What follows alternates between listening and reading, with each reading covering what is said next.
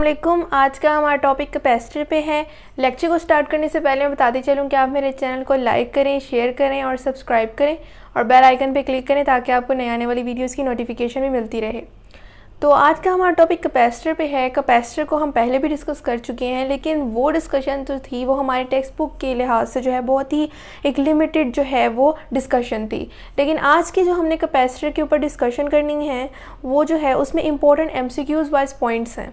Means कि वो points जो हमें माइंड में रखने हैं और उसके हवाले से हमसे एमसीक्यूज़ भी पूछा जा सकता है।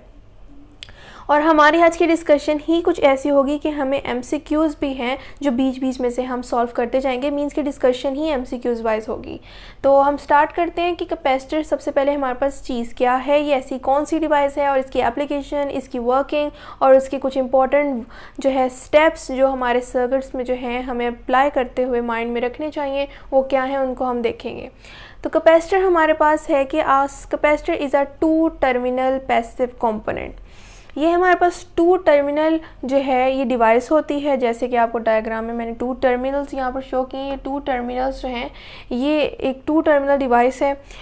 पैसिव कंपोनेंट हमारे पास क्या है, जो हमारी डेफिनेशन में वर्ड यूज़ हुआ है पैसिव कंपोनेंट। पैसिव कंपोनेंट हमारे पास वो कंपोनेंट होते हैं जो इटसेल्फ एनर्जी जो है वो सर्किट को प्रोवाइड नहीं करते हैं। तो जिस तरह के एग्जांपल के तौर पे ले लें, ट्रांसफार्मर हमारे पास है, लाइट बल्ब हमारे पास है। ये सारे पैसिव कंपोनेंट जो इटसेल्फ एनर्जी सर्किट को प्रोवाइड नहीं करते। तो ऐसे कंपोनेंट जो हैं उनमें हमारा कैपेसिटर भी शामिल है। इसीलिए यहाँ तक हमारी ये जो बात क्लियर होनी चाहिए कि it is a two terminal passive component और डिवाइस। अब इसका हमने यूज़ देखना है, which is use to store electric potential energy in its electric field. Means के ये इस्तेमाल किस लिए होते हैं हमारे सर्किट्स में, in order to store energy ये अपनी इलेक्ट्रिक फील्ड में। मींस के ये हमारे पास पॉजिटिव टर्मिनल है और ये नेगेटिव टर्मिनल है और हमने कैपेसिटर एक पैरेलल प्लेट कैपेसिटर की प्लेट्स के साथ जो है हमने इन टर्मिनल्स को कनेक्ट किया हुआ है। तो जो पॉजिटिव टर्मिनल के साथ कनेक्टेड प्लेट है वहाँ पर पॉजिटिव चार्जेस जो हैं एक्यूमुलेट होना शुरू हो जाएंगे।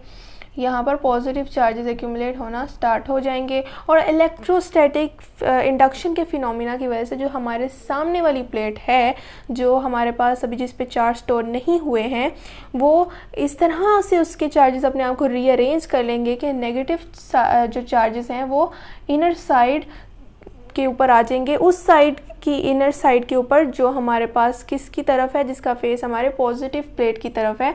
और यहाँ पर फिर आपस में जो है वो इलेक्ट्रिक फील्ड जो है वो जनरेट हो जाएगी, जिसकी direction from positive to negative charge होती है। और यहाँ पर जब पॉजिटिव चार्जेस इस तरफ एक्यूमुलेट हो जाएंगे रीअरेंज होने की वजह से, इलेक्ट्रोस्टैटिक इंडक्शन के फिनोमिना की वजह से, तो यहाँ से नेगेटिव टर्मिनल की तरफ ये अट्रैक्ट होंगे और हमारी जो बैटरी है ये पॉजिटिव चार्जेस को अपनी तरफ अट्रैक्ट करती जाएगी और यहाँ से पॉजिटिव चार्जेस जो है वो प्लेट को पहुँचाती भी जाएगी। मींस कि यहाँ से वो पॉजिटिव चार्जेस ले रही है, यहाँ से वो सेंड कर रही है। तो ये फिनोमिना यहाँ पर चलता रहेगा कैपेसिटर के केस में और इसी तरह जो है चार्ज स्टोर होते जाएंगे और हमारे पास इस इलेक्ट्रिक फील्ड में जिसकी direction from positive to negative है, यहाँ पर जो है एनर्जी स्टोर होती जाएगी, जिसको हमने इलेक्ट्रिक पोटेंशियल एनर्जी कहा है इस इलेक्ट्रिक फील्ड में। और ये क्यों होती है, ड्यू टू चार्ज स्टोरेज। ये हमारे पास जो चार्ज स्टोर हो रहे हैं प्लेट्स पे, इसी वजह से ही electric potential energy electric field में स्टोर हो रही है। तो ये हमारी इसकी डेफिनेशन थी जो हमारे थ्योरी के पॉइंट ऑफ व्यू से काफ़ी डिटेल में आ जाती है। अब इसके कुछ इंपॉर्टेंट पॉइंट्स हैं जिनको माइंड में रखना बहुत ज़रूरी है और इसी से ही हमारे कॉन्सेप्ट्स मज़ीद क्लियर हो सकते हैं कैपेसिटर के लिहाज से।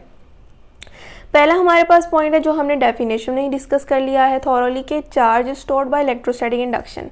चार्ज प्लेट्स पर स्टोर होते हैं इस फिनोमिना की वजह से, जिसको हम क्या कहते हैं, इलेक्ट्रोस्टैटिक इंडक्शन कहते हैं। जिसको मैंने यहाँ पर आपको कैसे जो है इलेबोरेट किया कि जब हमारे पास पॉजिटिव प्लेट के ऊपर पॉजिटिव चार्जेस एक्यूमुलेट हो जाते हैं तो इलेक्ट्रोस्टैटिक फिनोमिना जो है वो अकर करता है और हमारी जो सामने वाली प्लेट होती है उस पर चार्जेस अपने आप को इस तरह रीअरेंज करते हैं कि वो नेगेटिव चार्जेस को उस साइड पे जो है शिफ्ट कर देते हैं जिस साइड पे हमारे पास पॉजिटिव प्लेट जो है वो फेस टू फेस होती है। है, जबकि दूसरी साइड पे वो अपने पॉजिटिव चार्जेस कर देते हैं जो कि अट्रैक्ट होने लग जाते हैं positive negative terminal of the battery की तरफ, और यहाँ से बैटरी रिसीव करती जाती है और एंड साइमल्टेनियसली यहाँ से सेंड करती जाती है positive charges to the positive plate. तो ये हमारे पास इलेक्ट्रोस्टैटिक इंडक्शन का फिनोमेना था जो कि चार्ज को स्टोर करने में हेल्पफुल था कैपेसिटर के केस में। सेकेंड हमारे पास पॉइंट है charge flows as long as del V is not equal to V. जो हमारे पास बैटरी का आपस में पोटेंशियल है डिफरेंस वो हमारे पास V है, जो कैपेसिटर के आपस में जो इन बिटवीन पोटेंशियल डिफरेंस जो इस्टेब्लिश हो जाता है चार्ज स्टोरेज की वजह से वो हमारे पास होता है डेल V। यहाँ चेंज हो रहा है क्योंकि जैसे जैसे चार्ज जो हैं बढ़ते जाएंगे पोटेंशियल डिफरेंस की वैल्यू भी इंक्रीज़ होती जाएगी, इसलिए यहाँ पर हमने इसके पोटेंशियल डिफरेंस को डेल वी से शो किया है और यहाँ पर इसको वी से शो किया है। तो चार्ज तब तक फ्लो करते रहेंगे जब तक बैटरी का पोटेंशियल और कैपेसिटर का पोटेंशियल आपस में इक्वल ना हो जाए। जब पोटेंशियल की वैल्यूज़ ही आपस में इक्वल हो जाएंगी तो करंट फ्लो मीन्स चार्ज ही फ्लो नहीं करेगा, तो फिर जो है कैपेसिटर वर्क ही नहीं करेगा, ना ही कोई एनर्जी स्टोर होगी, ना ही कोई इलेक्ट्रिक फील्ड जनरेट होगी। अगर कोई चार्ज फ्लो कर रहा है, करंट किसी सर्किट में फ्लो कर रहा है, वो इसी वजह से कर रहा है कि 2 पॉइंट्स के दरमियान में पोटेंशियल डिफरेंस जो है वो अकर कर रहा है। उसके बगैर हमारा जो है ये करंट फ्लो कर ही नहीं सकता। ये बहुत ही एक पुराना कॉन्सेप्ट है जो हर बच्चे को पता होना चाहिए फिजिक्स के कि एक करंट सर्किट में फ्लो करता ही तब है जब पोटेंशियल डिफरेंस जो है वो सर्किट में डेवलप हुआ होता है। लास्ट पॉइंट हमारे पास है कि net charge on capacitor is always zero. ये एमसीक्यूज में हमसे पूछा जा सकता है कि net charge of capacitor is what. तो हमें ये पता होना चाहिए कि हमारे पास कैपेसिटर का जो नेट चार्ज है वो हमेशा ज़ीरो होता है। इसकी वजह भी देख लेते हैं, इलेक्ट्रोस्टैटिक इंडक्शन का फिनोमेना जिस तरह कि हमने बार बार डिस्कस किया कि इस केस में हमारे पास यहाँ पर अकर हो रहा है। तो यहाँ पर जितने हमारे पास पॉजिटिव चार्जेस हैं उतने ही वहाँ पर नेगेटिव चार्जेस हैं। Equal amount of positive and negative charges जहाँ पर प्रेजेंट होते हैं वहाँ पर नेट चार्ज ज़ीरो ही होता है। न्यूट्रल ऐसे कह लें, कंसीडर कर सकते हैं रफली अगर एस्टिमेट किया जाए तो हमारे पास नेट चार्ज ज़ीरो हो जाएगा। तो अब हमारे पास जो लास्ट पॉइंट है वो है as long as the current flows the light will be lit. Means कि हमारे पास जैसे जितना करंट फ्लो करेगा, जितनी देर तक करता रहेगा, तब तक ही हमारा जो भी बल्ब या जो भी हमारे पास रेजिस्टेंस जो भी हमारे सर्किट के साथ कनेक्टेड है वो जो है वो ऑन रहेगी। और जैसे ही इन दोनों का पोटेंशियल इक्वल हो गया करंट फ्लो होना स्टॉप हो जाएगा। मीन्स कि अगर चार्ज यहाँ पर एक्यूमुलेट हो गए और मज़ीद जो है वो जो है डिस्चार्जिंग ना हुई तो इससे क्या होगा, हमारे जो है सरफेस एरिया डिक्रीज़ हो जाएगा प्लेट्स का और मज़ीद चार्ज एक्यूमुलेट नहीं हो पाएंगे, जिसकी वजह से मज़ीद इलेक्ट्रिक फील्ड जनरेट नहीं होगी। डेल वी हमारे पास जो है वो ज़ीरो के इक्वल हो जाएगा और हमारे पास जो है करंट फ्लो भी नहीं करेगा, ना ही कोई एनर्जी स्टोर होगी। तो एज अ रिज़ल्ट जो भी हमारे जो कंपोनेंट हमारे सर्किट के साथ जो है कनेक्टेड है वो भी स्विच्ड ऑफ रहेगा। तो ये चीज़ जो है ये बहुत सिंपल सी चीज़ थी जिसको मैंने यहाँ पर आपको प्रेजेंट करवाया है, क्योंकि इस तरह के फैक्टर्स हमें एमसीक्यूज़ के लिए याद रखने पड़ते हैं। और कैपेसिटर के केस में अक्सर आपसे डिपेंडेंस भी पूछी जाती है कि कैपेसिटर की वर्किंग पूछी जाती है। ये जो है थोड़े मैथमेटिकली भी हैं लेकिन इसके फार्मूलाज को भी हम इंशाल्लाह नेक्स्ट लेक्चर में डिस्कस करेंगे। लेकिन इसकी डिस्कशन भी बहुत इंपॉर्टेंट है, इसके वैसे भी एमसीक्यूज़ क्वेश्चन में पूछे जा सकते हैं एज अ थ्योरी वाइज भी। तो हम मज़ीद इसकी डिस्कशन करते हैं और इसके बेसिक फार्मूलाज को डिस्कस करते हैं। तो ये हमारे पास कैपेसिटर का जो है रिलेशन है, तो ये हमारे पास है Q is directly proportional to V। Means कि जितना चार्ज हमारे जो है कैपेसिटर की प्लेट्स पर जो है एक्यूमुलेट होता जाएगा, स्टोर होता जाएगा, वो डायरेक्टली प्रोपोर्शनल है, डिपेंड कर रहा है यानी पोटेंशियल डिफरेंस के जो between the plates of capacitor जो है इस्टेब्लिश होता है। यानी कि जितना ज़्यादा पोटेंशियल डिफरेंस होगा between the plates of the capacitor उतने ही चार्ज स्टोर करेंगे on the either plates of the capacitor. तो हमारे पास Q यहाँ पर क्या है, charge store on either plate of capacitor.